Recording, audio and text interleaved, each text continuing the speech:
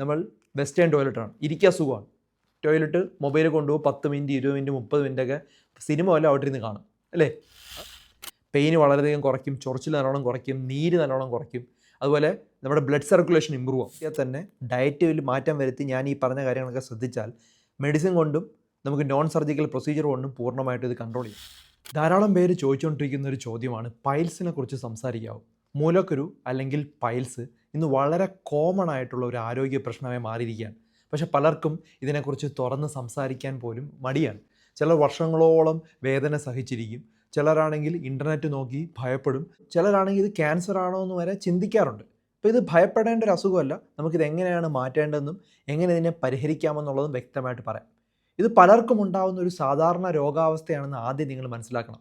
ഇത് വളരെ ഡേഞ്ചറസ് ആയിട്ടുള്ള ഒരു കാര്യമായിട്ട് കാണണ്ട, എല്ലാവർക്കും ഉണ്ടാകുന്നതാണ്. പക്ഷേ നമ്മൾ കുറച്ച് ശ്രദ്ധിച്ച് കഴിഞ്ഞാൽ റെഡിയാക്കാം. മലദ്വാരത്തിന് അകത്തോ പുറത്തോ ഉള്ള രക്തക്കുഴലുകൾക്ക് ചുറ്റുമുള്ള കോശങ്ങൾക്ക് ഒരു വീക്കം വരുമ്പോഴാണ് പൈൽസ് രൂപപ്പെടുന്നത്. അതായത് നമ്മുടെ കാലിലെ വെരിക്കോസ് വെയിൻ വരുന്നത് പോലെ മലദ്വാര ഭാഗത്ത് ഒരു സ്വള്ളൻ വെയിൻ ഉണ്ടാവുകയാണ്. വെയിൻ അവിടെ തടിക്കുകയാണ്, ഞരമ്പ്. ചിലർക്കത് ചെറിയ ചൊറിച്ചിലും ഉണ്ടാവും, ചിലർക്ക് മലം പോകുന്ന സമയത്ത് ബ്ലഡ് വരും. ഓക്കെ, ചിലർക്ക് ഇരിക്കാനും നടക്കാനും ബുദ്ധിമുട്ടുണ്ടാവും, ഇരിക്കുമ്പോൾ വേദന. ഇതൊക്കെയാണ് സാധാരണ ലക്ഷണങ്ങൾ. ഒരു പ്രധാന കാര്യം എന്താണെന്ന് പറഞ്ഞാൽ ആദ്യത്തെ സ്റ്റേജിൽ കണ്ടുപിടിച്ച് കഴിഞ്ഞാൽ പലർക്കും സർജറി പോലും ഇല്ലാതെ പൂർണ്ണമായിട്ടും കൺട്രോൾ ചെയ്യാനായിട്ട് പറ്റും. പക്ഷേ ആളുകൾ സാധാരണ ചെയ്യുന്ന ഏറ്റവും വലിയ ഒരു തെറ്റെന്താണെന്ന് പറഞ്ഞാൽ അതും വെച്ചിരിക്കും. ലജ്ജ കാരണം ചികിത്സ വൈകിപ്പിക്കും. ഇത് പറഞ്ഞാൽ നാണക്കേടാണെന്ന് വിചാരിച്ച് മിണ്ടില്ല, ഓപ്പറേഷൻ വേണമെന്ന് പറഞ്ഞ് മിണ്ടില്ല. അങ്ങനെ പല ആളുകളും വെച്ചുകൊണ്ടിരിക്കും. അങ്ങനെ ലൈഫ് ടൈമായിട്ട് വെച്ചുകൊണ്ടിരുന്നത് വലിയ വലിയ പ്രോബ്ലത്തിലോട്ട് വരും. കീറും, ബ്ലീഡിങ് ഉണ്ടാവും. അങ്ങനെ സഹിക്കുന്ന ഒത്തിരി ആളുകൾ നമ്മുടെ ഇടയിലുണ്ട്. സ്ഥിരമായിട്ട് മലബന്ധം ഉള്ളവരിലാണ് കൂടുതൽ ഇത് ഉണ്ടാകുന്നത്. അതുപോലെ ടോയ്ലറ്റിൽ മൊബൈൽ ഉപയോഗിച്ച് കുറേ നേരം ഇരുന്ന് കഴിഞ്ഞാൽ ഇങ്ങനെ വരാം. ഫൈബർ കുറഞ്ഞ ഭക്ഷണം കഴിക്കുന്നുണ്ട്, വെള്ളം കുറച്ച് കുടിക്കുന്ന ആളുകൾ, പൊണ്ണത്തടിയുള്ള ആളുകൾ, പ്രഗ്നൻസി സമയത്ത് സ്ത്രീകളിൽ, ഭാരം എടുക്കുന്ന ജോലി ഒത്തിരി ഉള്ള ആളുകൾ, പിന്നെ വ്യായാമം ഇല്ലാതെ ഫുൾ ടൈം ഇരിക്കുന്ന ആളുകൾ, ഇവർക്കൊക്കെ വരാനുള്ള സാധ്യത വളരെ കൂടുതലാണ്. ഇപ്പോൾ ഈ ആളുകൾ കുറച്ച് ലൈഫ് സ്റ്റൈലിൽ മാറ്റം വരുത്തണം. അപ്പോൾ പൈൽസ് വർദ്ധിപ്പിക്കാനുള്ള കാരണം മനസ്സിലായല്ലോ. ഇതൊന്ന് നമുക്ക് റിവേഴ്സ് ചെയ്യണം അല്ലേ. രാവിലെ മുതൽ രാത്രി വരെ ഒരിടത്ത് ഇരിക്കരുത്. അങ്ങനെ ഇരിക്കുന്ന ജീവിതമാണ് നമുക്കുള്ളത്. ഫാസ്റ്റ് ഫുഡ് കഴിക്കുന്നു, പ്രോസസ്ഡ് ഫുഡ് കഴിക്കുന്നു, മലബന്ധം ഉണ്ടാകുന്നു, സ്ട്രെസ് ഉണ്ടാവും, വ്യായാമം വളരെ കുറവ്. ഇതെല്ലാം പൈൽസ് കൂട്ടുന്ന കാര്യമാണ്. അപ്പോൾ നമ്മൾ എന്ത് ചെയ്യണം? ഇതെല്ലാം നമ്മൾ റെഡിയാക്കണം. അപ്പോൾ പൈൽസ് വന്നാൽ എല്ലാവർക്കും ഒരേ ലക്ഷണമല്ല, ചെറിയ വ്യത്യാസമുണ്ട്. ചിലർക്ക് ഞാൻ പറഞ്ഞ പോലെ റെഡ് ബ്ലീഡിങ് മാത്രമായിരിക്കും ഉണ്ടാകുന്നത്, ചിലർക്ക് വേദന ആയിരിക്കും, ചിലർക്ക് വേദന കാണില്ല, ചിലർക്ക് ചൊറിച്ചിലായിരിക്കും. അപ്പോൾ പല രീതിയിലായിരിക്കും ലക്ഷണം ഉണ്ടാകുന്നത്. ചിലർക്ക് മ്യൂക്കസ് കളറിൽ ഡിസ്ചാർജ് ഒക്കെ വരും, ചിലർക്ക് എന്തോ പുറത്തോട്ട് തള്ളി വരുന്ന പോലെ തോന്നും. അതുകൊണ്ട് എല്ലാ പൈൽസും ഒരുപോലെ അല്ല എന്ന് ആദ്യം മനസ്സിലാക്കുക. ചില പൈൽസ് അകത്തായിരിക്കും, അതിന് നമ്മൾ ഇൻറ്റേർണൽ പൈൽസ് എന്ന് പറയും. പുറത്താണെങ്കിൽ നമ്മൾ അതിനെ എക്സ്റ്റേണൽ പൈൽസ് എന്ന് പറയും. അപ്പോൾ ഇൻറ്റേർണൽ പൈൽസ് മലദ്വാരത്തിൻ്റെ അകത്തുണ്ടാകുന്ന പൈൽസാണ്. പുറത്ത് നിന്ന് സാധാരണ കാണാനായിട്ട് കഴിയില്ല, ലക്ഷണം മാത്രമേ ഉണ്ടാവുള്ളൂ. ആരംഭത്തിൽ വേദന വളരെ കുറവായിരിക്കും, പക്ഷേ ബ്ലീഡിങ് ഉണ്ടാവും. പലർക്കും ടോയ്ലറ്റ് കഴിഞ്ഞാൽ ടിഷ്യൂവിൽ അല്ലെങ്കിൽ ക്ലോസറ്റിൽ ഒരു ബ്ലഡ് കാണാൻ പറ്റും, പക്ഷേ പുറത്തു നിന്നൊന്നും കാണാനായിട്ട് പറ്റില്ല. ഓക്കെ, ഇതിനും ഗ്രേഡിംഗ് ഉണ്ട്. ഗ്രേഡ് 1 എന്ന് പറഞ്ഞാൽ ഇത് ഏറ്റവും ചെറിയൊരു സ്റ്റേജാണ്. ഓക്കെ, ഇവിടെ പൈൽസ് അകത്ത് മാത്രം ചെറുതായിട്ടുണ്ടാവും, പുറത്തേക്ക് ഒട്ടുമില്ല. ഇവിടെ ലക്ഷണം എന്ന് പറഞ്ഞാൽ വേദനയൊന്നുമില്ല, ചിലപ്പോൾ കുറച്ച് ബ്ലഡ് വരാം എന്ന് മാത്രമേ ഉള്ളൂ. ചിലർക്ക് മാത്രമേ വരുള്ളൂ. ചെറിയൊരു ബ്ലീഡിങ്, ചെറിയൊരു ചൊറിച്ചിൽ, ചെറിയൊരു ബുദ്ധിമുട്ട്, ഇവ മാത്രമേ ഉള്ളൂ. ഈ സ്റ്റേജിൽ ലൈഫ് സ്റ്റൈൽ കറക്റ്റ് ചെയ്ത് കഴിഞ്ഞാൽ പൂർണ്ണമായിട്ടും ഇത് റിവേഴ്സ് ചെയ്യാം, വരാതിരിക്കാം. ഓക്കെ, ഇപ്പോൾ ഫൈബർ ധാരാളം കഴിക്കുക, പച്ചക്കറികൾ, ഇലക്കറികൾ കഴിക്കുക, മലബന്ധം ഒഴിവാക്കുക, നടക്കുക, വെള്ളം ധാരാളം കുടിക്കുക. ഓക്കെ, ഇതൊക്കെ വലിയ മാറ്റമായിരിക്കും ഉണ്ടാക്കുന്നത്. ഗ്രേഡ് 2 പൈൽസ് എന്ന് പറഞ്ഞു കഴിഞ്ഞാൽ ഇവൻ മലം പോകുന്ന സമയത്ത് പുറത്തേക്ക് വരും, പക്ഷേ അത് അകത്തേക്ക് തിരിച്ചു പോകും. ഇതാണ് പലരും മലം പോകുന്ന സമയത്ത് ചെറിയ കുരു പോലെ വരുന്നു എന്ന് പറയുന്നത്. ഓക്കെ, ഈ സമയത്ത് ബ്ലീഡിങ് വരാം. ചിലർക്ക് ചൊറിച്ചിൽ കൂടുതലായിരിക്കും, മ്യൂക്കസ് വരും, ഒരു നനഞ്ഞിരിക്കുന്ന ഒരു ഫീലിംഗ് ഉണ്ടാവും. ഈ സ്റ്റേജിലും നമുക്ക് കൺസർവേറ്റീവ് ട്രീറ്റ്മെൻറ്റ് എടുക്കാം. ഈ പറഞ്ഞതുപോലെ നമ്മൾ കറക്റ്റായിട്ട് ശ്രദ്ധിച്ച് കഴിഞ്ഞാൽ കൂടാതിരിക്കാൻ നോക്കാം. ഒത്തിരി കൂടുതലാണെങ്കിൽ റബ്ബർ ബാൻഡ് ലൈഗേഷനോ ഇഞ്ചക്ഷൻ തെറാപ്പിയോ ഇൻഫ്രാറെഡ് ട്രീറ്റ്മെൻറ്റൊക്കെ ഈ സമയത്ത് കൊടുത്താൽ സർജറി ഇല്ലാതെ തന്നെ നമുക്കിവിടെ പ്രോപ്പറായിട്ട് ട്രീറ്റ് ചെയ്യാം. ഗ്രേഡ് 3 പൈൽസ് എന്ന് പറഞ്ഞാൽ ഇവിടെ പൈൽസ് വളരെ കൂടുതലാണ്. മലം പോകുന്ന സമയത്ത് പുറത്തേക്ക് വരും, പക്ഷേ സ്വയം അകത്തേക്ക് പോകില്ല, കൈ കൊണ്ട് ചെറുത് തള്ളിയാൽ മാത്രമേ അകത്തോട്ട് പോകുള്ളൂ. ഇതാണ് പേഷ്യൻസ് കൂടുതലായിട്ടും ടെൻഷൻ ആകുന്നൊരു സ്റ്റേജ്. ഇവിടെ ആകുമ്പോഴാണ് ട്രീറ്റ്മെൻറ്റ് എടുക്കാൻ പോകുന്നത്. കാരണം ഇവിടെ വേദനയുണ്ട്, ഒരു ബുദ്ധിമുട്ടുണ്ട്, ചൊറിച്ചിലുണ്ട്, ബ്ലീഡിംഗ് ഉണ്ട്, നമുക്ക് ഇരിക്കാൻ ഇച്ചിരി ബുദ്ധിമുട്ടുണ്ടാവും. ഇനി കുറച്ചുകൂടെ ലോങ് സ്റ്റാൻഡിങ് പൈൽസ് ആയി കഴിഞ്ഞ് കഴിഞ്ഞാൽ ഗ്രേഡ് 4 ആയി. ഇത് ഏറ്റവും സിവിയർ ആയിട്ടുള്ള സ്റ്റേജാണ്. പൈൽസ് സ്ഥിരമായിട്ട് പുറത്തോട്ട് വന്നു കഴിഞ്ഞു, അകത്തേക്ക് പോകുന്നില്ല. ഇവിടെ നല്ല വേദന ഉണ്ടാവും, ഇരിക്കാനുള്ള ബുദ്ധിമുട്ടുണ്ടാവും, ബ്ലഡ് ക്ലോട്ട് പോലെയൊക്കെ വരാം, നടക്കാൻ പോലും ചിലപ്പോൾ പ്രയാസം ഉണ്ടാവും, വേദനയാണ്. ഇവിടെ സർജറി മിക്കവാറും ആവശ്യമായേക്കാം, കാരണം മറ്റ് ലെവലെല്ലാം കഴിഞ്ഞു. ഇനിയുള്ളത് എക്സ്റ്റേണൽ പൈൽസ്, ബാഹ്യ പൈൽസ്. അതും അറിഞ്ഞിരിക്കണം. ഇത് മലദ്വാരത്തിൻ്റെ പുറത്തുള്ള ഭാഗത്തുണ്ടാകുന്ന പൈൽസാണ്. ഇവയിൽ പെയിൻ കൂടുതലാണ്, ഇൻറ്റേർണൽ പൈൽസിനെക്കാട്ടും കൂടുതലാണ്. കാരണം അവിടെ ഞരമ്പുകളുള്ളതുകൊണ്ടാണ് വേദന കൂടുതൽ. പേഷ്യൻ്റ് സാധാരണ പറയുന്നു പറഞ്ഞാൽ പുറത്തൊരു കുരു പോലെ തോന്നുന്നു എന്ന് പറയും. ഇരിക്കുന്ന സമയത്ത് വേദന ഉണ്ടാവും, ചൊറിച്ചിലുണ്ടാവും, അതുപോലെ ഒരു എരിച്ചിൽ പോലെ ഫീലിംഗ് ഉണ്ടാവും. ചിലപ്പോൾ ബ്ലഡ് ക്ലോട്ട് രൂപപ്പെടുന്ന പോലെ വന്നു കഴിഞ്ഞാൽ വേദന കൂടും. അതിന് നമ്മൾ ത്രോംബോസ്ഡ് പൈൽസ് എന്നാണ് വിളിക്കുന്നത്. ഉടനെ തന്നെ നമ്മൾ ഹോസ്പിറ്റലിൽ പോകണം. ഇതൊരു ഇമ്പോർട്ടൻറ്റ് കണ്ടീഷനാണ്. എല്ലാ ബ്ലീഡിങ് പൈൽസും ഒരുപോലെ അല്ല, ചിലപ്പോൾ അത് ഫിഷറായി മാറാറുണ്ട്, കീറാറുണ്ട്. അങ്ങനെ വന്നു കഴിഞ്ഞാൽ കൂടുതൽ വേദനയാണ്. അതിന് നമ്മൾ കോൺസ്റ്റിപ്പേഷൻ പ്രിവെൻറ്റ് ചെയ്യണം, അല്ലെങ്കിൽ മലബന്ധം പ്രിവെൻറ്റ് ചെയ്യണം എന്നുള്ളതാണ് ഏറ്റവും ഇമ്പോർട്ടൻ്റ് ആയിട്ടുള്ള കാര്യം. കാരണം മലബന്ധം വന്നു കഴിഞ്ഞാൽ കണ്ടിന്യൂസ് ആയിട്ട് നിന്ന് അത് പ്രശ്നമാണ്. വെയിറ്റ് കുറയ്ക്കണം, വെയിറ്റ് ഉണ്ടെങ്കിൽ വെയിറ്റ് കുറയ്ക്കുക, അത് വളരെ ഇമ്പോർട്ടൻ്റ് ആയിട്ടുള്ളൊരു കാര്യമാണ്.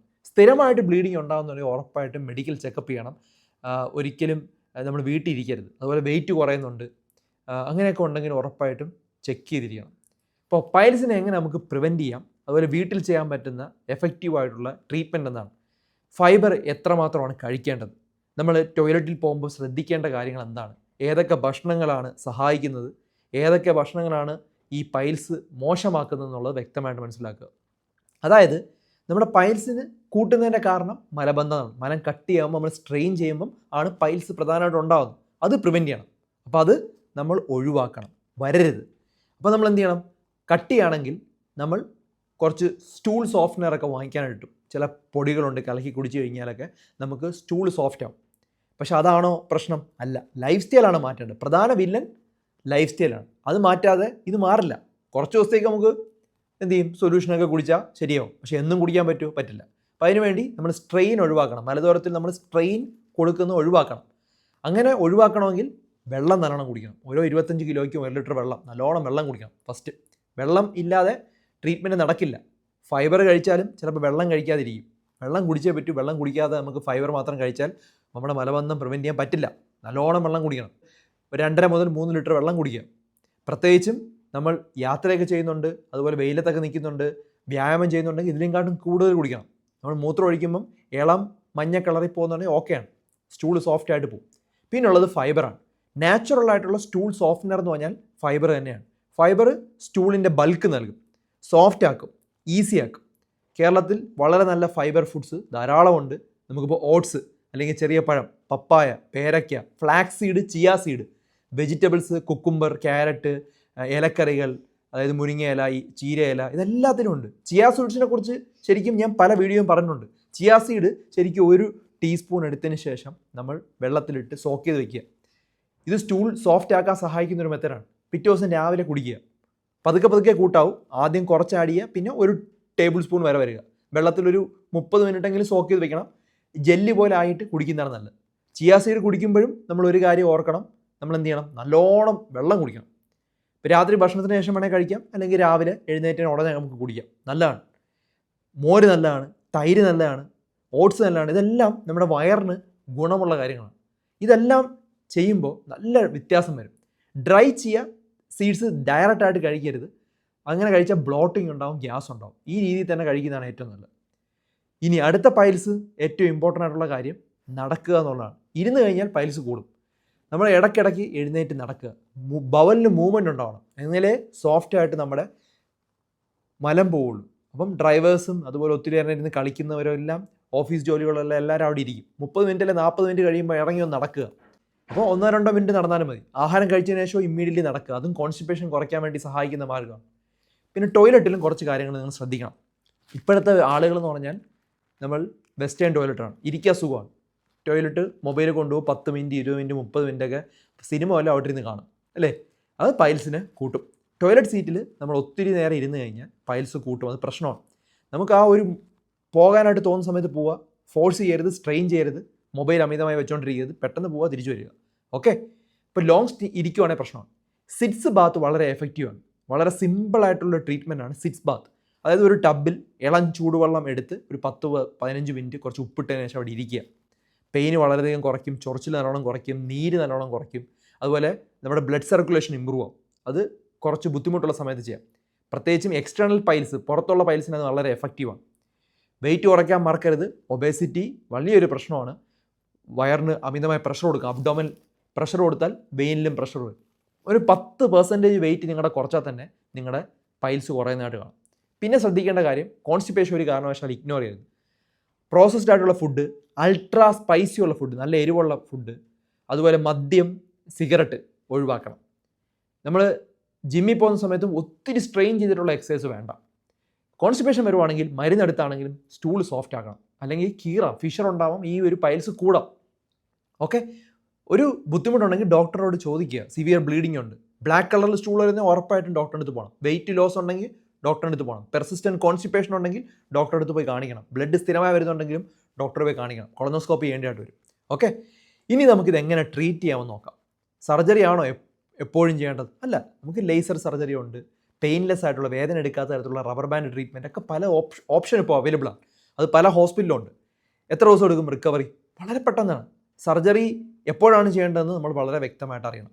എല്ലാ പൈൽസിനും സർജറി അല്ല വേണ്ടത്. നമ്മൾ ആദ്യത്തെ സ്റ്റേജിൽ ലൈഫ് സ്റ്റൈൽ പറഞ്ഞ ചേഞ്ചസ് വരുത്തിയാൽ തന്നെ, ഡയറ്റിൽ മാറ്റം വരുത്തി ഞാൻ ഈ പറഞ്ഞ കാര്യങ്ങളൊക്കെ ശ്രദ്ധിച്ചാൽ മെഡിസിൻ കൊണ്ടും നമുക്ക് നോൺ സർജിക്കൽ പ്രൊസീജിയർ കൊണ്ടും പൂർണ്ണമായിട്ട് ഇത് കൺട്രോൾ ചെയ്യാം. പക്ഷേ ചില സാഹചര്യങ്ങളിൽ നമുക്ക് ട്രീറ്റ്മെൻറ്റ് ഡിലേ ചെയ്ത് കഴിഞ്ഞാൽ പൈൽസ് വേഴ്സൺ ആവും. ഗ്രേഡ് 3, ഗ്രേഡ് 4 ഒക്കെ ആണെങ്കിൽ നമുക്ക് സർജറിയോ അല്ലെങ്കിൽ പ്രൊസീജിയേഴ്സോ വേണ്ടി വരും. ചില കോമൺ പ്രൊസീജിയേഴ്സ് എന്തൊക്കെയാണെന്ന് ഞാൻ പറയാം. ഒന്ന്, റബ്ബർ ബാൻഡ് ലൈഗേഷൻ. ഇത് വളരെ കോമൺ ആയിട്ട് നോൺ സർജിക്കൽ ട്രീറ്റ്മെൻ്റ് ആയിട്ട് ഉപയോഗിക്കുന്നതാണ്. അത് ഒരു പൈൽസിനെ റബ്ബർ ബാൻഡ് കൊണ്ട് കെട്ടും, അത് ബ്ലഡ് സപ്ലൈ കട്ട് ചെയ്തിട്ട് ആ ഒരു പൈൽസ് പതുക്കെ ഷ്രിങ്കായി ദിവസങ്ങൾ കഴിയുമ്പോൾ കൊഴിഞ്ഞങ്ങ് പോകും. ഇത് വളരെ സാധാരണയായിട്ട് ചെയ്യാറുണ്ട്. OP ട്രീറ്റ്മെൻ്റ് ആയിട്ട് ചെയ്യാറുണ്ട്. നമ്മുടെ ഹോസ്പിറ്റലിലൊന്നും കിടക്കേണ്ട ആവശ്യമില്ല. വളരെ പെട്ടെന്ന് റിക്കവറി ആവും. ഗ്രേഡ് 2, ചില ഗ്രേഡ് 3 ഈ ഒരു രീതിയിലാണ് ഉപയോഗിക്കുന്നത്. ഇഞ്ചക്ഷൻ തെറാപ്പി ഉണ്ട്, സ്ക്ലീറോ തെറാപ്പി. അത് ഡോക്ടർ പൈൽസിനകത്ത് ഒരു സ്പെഷ്യൽ സൊല്യൂഷൻ ഇഞ്ചക്ട് ചെയ്യും. അത് പൈൽസിനെ ഷ്രിങ്ക് ചെയ്യും, അതില്ലാതാവും. ചില ഇൻറ്റേർണൽ പൈൽസിന് ഇത് വളരെ എഫക്റ്റീവാണ്. ഇനി ഇൻഫ്രാറെഡ് കൊയാഗുലേഷൻ പ്രൊസീജിയേഴ്സ് ഉണ്ട്. അതായത് ചൂടല്ലെങ്കിൽ ഇൻഫ്രാറെഡ് ഉപയോഗിച്ച് പൈൽസിനെ ഷ്രിങ്ക് ചെയ്യുന്നൊരു മാർഗ്ഗം. ഇവിടെ ബ്ലീഡിങ് റെഡ്യൂസ് ചെയ്യാനൊക്കെ ഇത് വളരെ നല്ലൊരു മെത്തേഡാണ്. എയർലി സ്റ്റേജസിലാണ് സാധാരണ ഗതിയിൽ ഇൻഫ്രാറെഡ് ഉപയോഗിക്കുന്നത്. സ്റ്റേപ്ലർ തെറാപ്പി ഉണ്ട്, സ്റ്റേപ്ലർ സർജറി എന്നൊക്കെയാണ് വിളിക്കുന്നത്. വലിയ പ്രൊലാപ്സ്ഡ് ആയിട്ടുള്ള പൈൽസിനൊക്കെ സ്റ്റേപ്ലർ കൊണ്ടുള്ള സർജറി ചെയ്യും. ഇതിൽ സ്പെഷ്യൽ സ്റ്റേപ്ലർ ഡിവൈസ് ഉപയോഗിച്ച് പൈൽസിനെ നമ്മൾ ഒരു ടിഷ്യൂവിനെ റീപൊസിഷൻ ചെയ്യുകയും ബ്ലഡ് സപ്ലൈ കുറച്ച് അതിനെ ഇല്ലാതാക്കുകയും ചെയ്യും. ചില പേഷ്യൻസിന് പെയിൻ വളരെ കുറവായിരിക്കും, റിക്കവറിയും വളരെ ഫാസ്റ്റാണ്. വളരെ പെട്ടെന്ന് നമുക്ക് പേഷ്യൻ്റ് നോർമലാവും. ലേസർ സർജറി ഇപ്പോൾ ഉണ്ട്. അത് പലരും ഇപ്പോൾ ചോദിക്കുന്ന ഒരു കാര്യമാണ്, ലേസർ പൈൽ സർജറിയെക്കുറിച്ച് പറയാമോ എന്നുള്ളത്. ഇപ്പോൾ ലേസർ സർജറി പലയിടത്തും ഇപ്പോൾ ഉണ്ട്. ലേസർ എനർജി ഉപയോഗിച്ച് പൈൽസിനെ ഷ്രിങ്ക് ചെയ്യുന്നൊരു മാർഗ്ഗമാണ്. ഇതിൻ്റെ ഗുണം എന്താണെന്ന് പറഞ്ഞാൽ ബ്ലീഡിങ് വളരെ കുറവാണ്, വേദന വളരെ കുറവാണ്, ഹോസ്പിറ്റലിൽ കിടക്കേണ്ട ആവശ്യമില്ല, പെട്ടെന്ന് റിക്കവർ ചെയ്യാം, വേദനയൊക്കെ പെട്ടെന്ന് പോകും. പക്ഷേ ഒരു കാര്യം മനസ്സിലാക്കേണ്ടത്, എല്ലാ പൈൽസിനും ലേസർ ബെസ്റ്റ് ഓപ്ഷൻ അല്ല. വളരെ ഗ്രേഡ് കൂടുതലൊക്കെ ആണെങ്കിൽ സർജറിയിൽ തന്നെ പോകേണ്ടി വരും. ഇപ്പോൾ ത്രോംബോസ്ഡ് ആയിട്ടുള്ള ഒക്കെയാണ്, അല്ലെങ്കിൽ പേഷ്യൻ്റെ കണ്ടീഷൻ അനുസരിച്ചാണ് ഡോക്ടർ ഇത് തീരുമാനിക്കുന്നത്. അടുത്തത് ഓപ്പൺ സർജറി, ഹെമറോഡക്ടമി എന്നാണ് പറയുന്നത്. വളരെ സിവിയർ ആയിട്ടുള്ള പൈൽസിന് ട്രഡീഷണൽ ആയിട്ടുള്ള സർജറിയാണ്, പണ്ട് മുതലേ ചെയ്യുന്നൊരു സർജറി. അതും വലിയ കുഴപ്പമില്ലാത്ത സർജറിയാണ്. ഗ്രേഡ് 4 അല്ലെങ്കിൽ ലാർജ് പൈൽസ് ഉണ്ട്, വീണ്ടും പൈൽസ് വരുന്നുണ്ട്, ത്രോംബോസ്ഡ് ആയിട്ടുള്ള പൈൽസിനൊക്കെ നമ്മൾ സർജറിയാണ് ബെറ്റർ ഓപ്ഷൻ.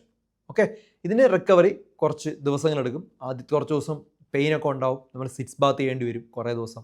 ലോങ് ടൈം ആയിട്ട് കുറച്ച് ദിവസം പെയിൻ്റെ മെഡിസിനൊക്കെ കഴിക്കേണ്ടതായിട്ട് വരും. ഇപ്പോൾ പൈൽസ് വന്നാൽ സർജറി എന്നല്ല, പല ഓപ്ഷനുകളും ഉണ്ട്. മലബന്ധം പൂർണ്ണമായിട്ടും പ്രിവെൻറ്റ് ചെയ്യണം, അതാണ് ഏറ്റവും ഇമ്പോർട്ടൻറ്റ്. സർജറി ചെയ്ത് കഴിഞ്ഞാലും കോൺസ്റ്റിപ്പേഷൻ തുടർന്ന് കഴിഞ്ഞാൽ, ഫൈബർ ഇല്ലാതിരുന്ന് കഴിഞ്ഞാൽ, വെള്ളം കുറഞ്ഞു കഴിഞ്ഞാൽ നിങ്ങൾക്ക് പൊണ്ണത്തടി വീണ്ടും വരുന്നുണ്ട്, നിങ്ങൾ വീണ്ടും സ്ട്രെയിൻ ചെയ്യുകയാണ്, നിങ്ങൾ ഒട്ടും അനങ്ങാത്തൊരു വ്യക്തിയാണെങ്കിൽ വീണ്ടും ഇത് തിരിച്ചു വരും. അപ്പോൾ ലൈഫ് സ്റ്റൈൽ കറക്റ്റ് ചെയ്തേ പറ്റുള്ളൂ, വേറെ ഓപ്ഷൻ ഇല്ല. അപ്പോൾ പൈൽസ് എന്ന് പറയുമ്പോൾ ഒരു നാണക്കേടും ചിന്തിക്കേണ്ട ആവശ്യമില്ല, എല്ലാവർക്കും ഉള്ളത് തന്നെയാണ്. ഇത് വളരെ കോമൺ ആണ്, എല്ലാ വ്യക്തികൾക്കും ഉണ്ടാകുന്ന ഒരു ഹെൽത്ത് കണ്ടീഷനാണ്. ഇപ്പോൾ എയർലി സ്റ്റേജിൽ നമ്മൾ ട്രീറ്റ്മെൻറ്റ് ചെയ്ത് കഴിഞ്ഞാൽ സർജറി ഒന്നും ചെയ്യേണ്ട ആവശ്യമില്ല. ഞാൻ വളരെ വ്യക്തമായിട്ട് ഇത് എങ്ങനെയാണ് ട്രീറ്റ് ചെയ്യേണ്ടതെന്ന് പറഞ്ഞിട്ടുണ്ട്. മലബന്ധം ഒരു കാരണവശാലും ഇഗ്നോർ ചെയ്യരുത്. ഫൈബർ കൂട്ടുക, വെള്ളം കുടിക്കുന്ന കൂട്ടുക, മൂവ്മെൻറ്റ് കൂട്ടുക, ടോയ്ലറ്റ് ഹാബിറ്റ് നമ്മൾ കറക്റ്റ് ചെയ്യാനായിട്ടുള്ള മെത്തേഡ് പറഞ്ഞു. ബ്ലീഡിംഗ് ഉണ്ട്, വെയിറ്റ് കുറയുന്നുണ്ടെങ്കിൽ ഉറപ്പായിട്ടും ഡോക്ടറെ കാണിച്ചു കൊടുക്കുക. ചില ആളുകളൊക്കെ ഈ പ്രോട്ടീൻ അമിതമായി കഴിക്കും, പ്രത്യേകിച്ച് മുട്ടയൊക്കെ, കോഴിമുട്ടയൊക്കെ കഴിക്കുന്ന സമയത്ത് മലബന്ധം വരാറുണ്ട്. അപ്പോൾ അതുകൊണ്ടാണ് പ്രോട്ടീൻ നിങ്ങൾ കൂട്ടുന്നുണ്ടെങ്കിൽ അതിനനുസരിച്ച് വെള്ളം കൂട്ടണം, അല്ലെങ്കിൽ മലബന്ധം വരും. അപ്പോൾ നമുക്ക് പൈൽസ് പോലെ നമുക്ക് എന്ത് വരും, ബ്ലഡ് വരും. അതാണ് പറയുന്നത് ചില കോഴിമുട്ട കഴിച്ച് കഴിഞ്ഞാൽ പെട്ടെന്ന് ബ്ലഡ് വരുന്നെന്ന് പറഞ്ഞു. അപ്പോൾ കോഴിമുട്ടയല്ല അവിടെ പ്രശ്നം. അവിടെ പ്രശ്നം പ്രോട്ടീൻ അമിതമാകുന്ന സമയത്ത് നമുക്ക് മലബന്ധം വരും. മലബന്ധം ഒഴിവാക്കണമെങ്കിൽ ഫൈബറും വേണം, വെള്ളവും വേണം.